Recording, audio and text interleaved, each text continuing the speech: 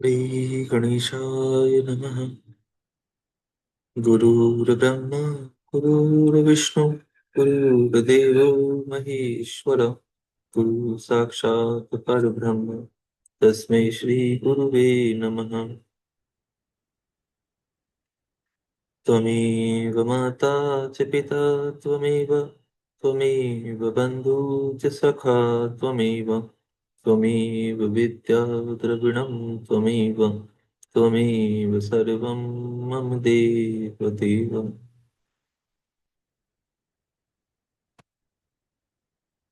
यहाँ से 25वां अध्याय प्रारंभ होता है। इस अध्याय में मुनियों का महर्षि गौतम के प्रति कपटपूर्ण व्यवहार का वर्णन किया गया है। श्री सूत जी बोले, हे ब्राह्मणों, किसी समय गौतम ऋषि ने अपने शिष्यों को जल लाने हेतु भेजा और वे हाथ में कमंडलू लेकर भक्ति पूर्वक वहां पहुंचे। उस समय जल लेने के लिए आई हुई ऋषि पत्नियों ने जल के समीप में गए उन गौतम शिष्यों को देखकर उन्हें जल लेने से रोका। पहले हम ऋषि पत्नियां जल ग्रहण करेंगी, इसके बाद तुम लोग दूर रहकर जल ग्रहण करना, ऐसा कहकर उन्होंने धमकाया। तब वहां से लौटकर उन शिष्यों ने यह बात ऋषि पत्नी से कही। इसके बाद तपस्विनी गौतम पत्नी उनको धीरज देकर उन शिष्यों को साथ लेकर स्वयं वहां गईं और जल लाकर उन गौतम को दिया। तब उन ऋषिवर ने उस जल से अपना नित्य कर्म संपन्न किया। इधर कुटिल विचार वाली उन सभी ऋषि पत्नियों ने कुपित होकर महर्षि पत्नी को फटकारा और वहां से लौटकर अपनी अपनी पर्णशालाओं में गईं। इसके बाद दुष्ट स्वभाव वाली उन स्त्रियों ने अपने अपने पतियों से उल्टे सीधे वह सारा समाचार निवेदन किया। तब उनकी बात सुनकर भवित भवित्यवतावश वे महर्षिगण ऋषि गौतम के ऊपर क्रुद्ध हो गए। इसके बाद क्रोधित हुए उन दुर्बुद्धि ऋषियों ने ऋषि गौतम के तपन में विघ्न करने के लिए अनेक प्रकार के पूजन एवं उपहारों द्वारा गणेश जी की आराधना की। तदनंतर भक्त के अधीन रहने वाले तथा अभिष्ट फल देने वाले गणेश जी प्रसन्न होकर वहां प्रकट हो गए और यह वचन कहने लगे। गणेश जी बोले, हे महर्षियों, मैं प्रसन्न हूँ। आप लोग वर मांगिए, मैं आप लोगों का कौन सा कार्य संपन्न करूं। तब उनकी बात सुनकर उन महर्षियों ने कहा। ऋषिगण बोले, यदि आप वर देना चाहते हैं तो हम ऋषियों से धिक्कार दिलाकर ऋषि गौतम को इनके आश्रम से बाहर निकलवा दें। इस प्रकार हम लोगों का यह कार्य पूरा कर दें।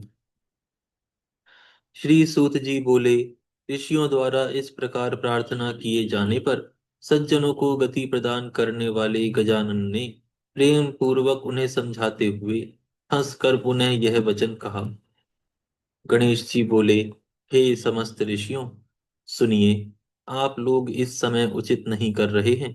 बिना अपराध के उन पर क्रोध करने वाले आप लोगों की हानि ही होगी। जिन्होंने पूर्व में आप लोगों का उपकार किया है, उन्हें दुख देना हितकारी नहीं है, और यदि उनको दुख दिया जाएगा तो इससे आप लोगों का यही विनाश होगा। इस प्रकार का तप कर उत्तम फल का साधन करना चाहिए। स्वयं ही शुभ फल का परित्याग करके अहितकारक फल को नहीं ग्रहण किया जाता। श्री सूत जी बोले, तब उनकी यह बात सुनकर बुद्धि मोह को प्राप्त हुए उन ऋषिवरों ने यह वचन कहा। ऋषि बोले, हे स्वामिन, आपको तो यही करना है, इसके अतिरिक्त अन्य कुछ नहीं। तब उनके ऐसा कहने पर प्रभु गणेश जी ने यह वचन कहा।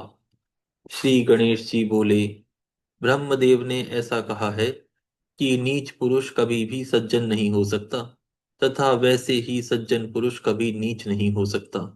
यह निश्चित है। पहले जब भोजन के बिना आप लोगों को दुख प्राप्त हुआ, तब महर्षि गौतम ने आप लोगों को सुख प्रदान किया था, किंतु इस समय आप लोग उन्हें दुख दे रहे हैं। यह तो लोक में किसी प्रकार भी उचित नहीं है। आप लोग भली भांति विचार करें। यदि आप लोग अपनी अपनी स्त्री के वशीभूत होकर मेरी बात नहीं मानेंगे, तो यह भी उनके लिए परम हितकर ही होगा, इसमें संदेह नहीं है। अभी भी ये ऋषिवर आप लोगों को निश्चित रूप से सुख देंगे, अतः उनके साथ छल करना उचित नहीं है। आप लोग दूसरा वरदान मांगिए। श्री सूत जी बोले, हे महर्षियों, यद्यपि महात्मा गणेश ने उन ऋषियों को इस प्रकार से बहुत समझाया, किंतु ऋषियों ने उनकी बात नहीं मानी। इसके बाद भक्तों के अधीन रहने के कारण उन श्री शिवपुत्र ने उन दुष्ट बुद्धि ऋषियों से उदासीन मन से कहा। श्री गणेश जी बोले, आप लोग जो प्रार्थना कर रहे हैं वैसा ही करूंगा। अब जो होनहार है वह तो होकर ही रहेगा। ऐसा कहकर वे अंतर्ध्यान हो गए। उन गौतम जी को दुष्ट ऋषियों के अभिप्राय का ज्ञान नहीं हुआ, और वे प्रसन्न मन से निरंतर अपनी स्त्री के साथ नित्य कर्म करते रहे। हे मुनीश्वरों, इसके पश्चात उस वरदान के कारण उन दुष्ट ऋषियों के प्रभाव से जो घटना घटी उसे सुनिए। महर्षि गौतम की क्यारी में धान्य एवं यव बोया गया था। गणेश जी अत्यंत दुर्बल गऊ का रूप धारण कर वहां चले गए। हे मुनि सत्तमो, उस वर के कारण कांपती हुई वह गाय यव तथा धान चरने लगी। इस बीच देव योग से महर्षि गौतम भी वहीं पहुंच गए, और वे दयालु उस गाय को तिनकों से हटाने लगी। तब उन तिनकों के स्पर्श मात्र से गाय पृथ्वी पर गिरी, और उसी क्षण उन ऋषि के देखते देखते मर गई। तब कपट से गुप्त रूप धारण करने वाले ऋषि एवं दुष्ट ऋषि पत्नियां सभी कहने लगे कि ऋषि गौतम ने क्या कर डाला। हे विप्रों, आश्चर्य में पड़े हुए ऋषि गौतम ने भी अहिल्या को बुलाकर व्यथित मन से दुख पूर्वक कहा। ऋषि गौतम बोले, हे देवी, यह क्या हो गया? कैसे हुआ? क्या परमेश्वर कुपित हो गए? अब मैं क्या करूं? कहाँ जाऊं? मुझे गौवध का पाप लग गया। श्री सूत जी बोले, इसी बीच वहां के ब्राह्मण ऋषि गौतम को तथा ब्राह्मणियां देवी अहिल्या को धिक्कारने लगीं और कटु वचनों से उन्हें कष्ट देने लगीं। दुष्ट बुद्धि वाले उनके शिष्य तथा पुत्र भी ऋषि गौतम की निंदा करके बार बार उन्हें धिक्कारने लगे। ऋषि बोले, हे गौतम ऋषि, आपका मुंह देखने योग्य नहीं है। चले जाओ, चले जाओ। गौ हत्यारे का मुख देखकर सचैल वस्त्र सहित स्नान करना चाहिए। जब तक तुम इस आश्रम में रहोगे, तब तक देवता तथा पितृ हम लोगों के द्वारा दिया गया कुछ भी ग्रहण नहीं करेंगे। इसीलिए हे गौ घातक, हे पाप कारक, आप परिवार सहित अन्यत्र चले जाओ। आप विलंब मत करो। श्री सूत जी बोले, ऐसा कहकर वे सभी ऋषि गौतम को पत्थरों से मारने लगे, और ऋषि गौतम की पत्नी को भी दुर्वचनों से बहुत अधिक दुख देने लगे। उन दुष्टों के द्वारा पीटे तथा अपमानित किए गए महर्षि गौतम ने यह वचन कहा। हे मुनियों, मैं यहाँ से चला जाता हूँ और दूसरी जगह निवास करूंगा।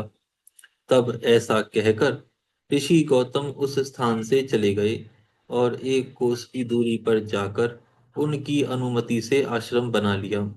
वहां भी जाकर उन ब्राह्मणों ने कहा, जब तक गौ हत्या का पाप है, तब तक तुम्हें कुछ नहीं करना चाहिए। वेदानुमोदित देव अथवा पितृ कार्य में तुम्हारा कोई अधिकार नहीं है।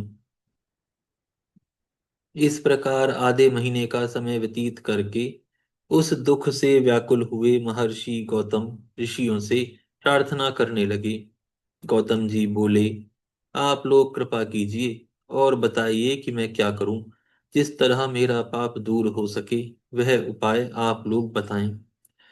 श्री सूत जी बोले, उनके इस प्रकार पूछने पर भी वे ऋषिगण कुछ ना बोले।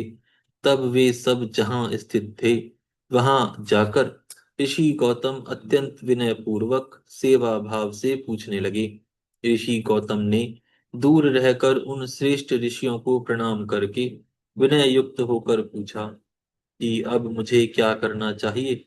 उन महात्मा ऋषि गौतम के इस प्रकार पूछने पर उन सभी मुनियों ने परस्पर मिलकर यह वचन कहा। ऋषि बोले, बिना प्रायश्चित किए कभी भी शुद्धि नहीं होती है। इसीलिए शरीर शुद्धि के निमित्त प्रायश्चित करो। आप अपने पाप को प्रकाशित करते हुए 3 बार पृथ्वी की परिक्रमा करो। फिर यहीं आकर मास व्रत का अनुष्ठान करो। इसके बाद 101 बार एक ब्रह्म 101 बार इस ब्रह्मगिरि की परिक्रमा करने से आपकी शुद्धि होगी। अथवा आप यहीं गंगा जी को लाकर स्नान करो और 1 करोड़ पार्थिव लिंग बनाकर भगवान शिव का पूजन करो। उसके बाद गंगा जी में स्नान करके आप पवित्र हो जाओगे। सर्वप्रथम 11 बार इस पर्वत की परिक्रमा करो। तत्पश्चात 100 घड़े गंगा जल से स्नान कर पार्थिव पूजन करो। तब आपका प्रायश्चित पूर्ण होगा। इस प्रकार उन ऋषियों के कहने पर उन्होंने हाँ ठीक है ऐसा कहकर उनकी बात स्वीकार कर ली। ऋषि गौतम बोले, हे मुनि श्रेष्ठों, मैं आप श्रीमान लोगों की आज्ञा से पार्थिव पूजन तथा पर्वत की परिक्रमा करूंगा। ऐसा कहकर उन मुनि श्रेष्ठ महर्षि ने पर्वत की परिक्रमा करके पार्थिव लिंगों को बनाकर उनका पूजन किया।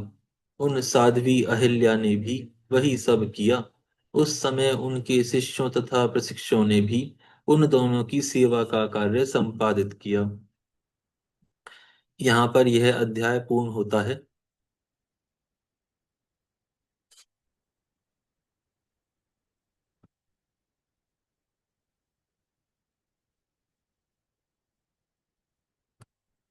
आज यहाँ विराम करते हैं, फिर कल से प्रारंभ करेंगे। हे गौ माता, आप सभी देवताओं की माता, सभी पुण्य का पुण्य है।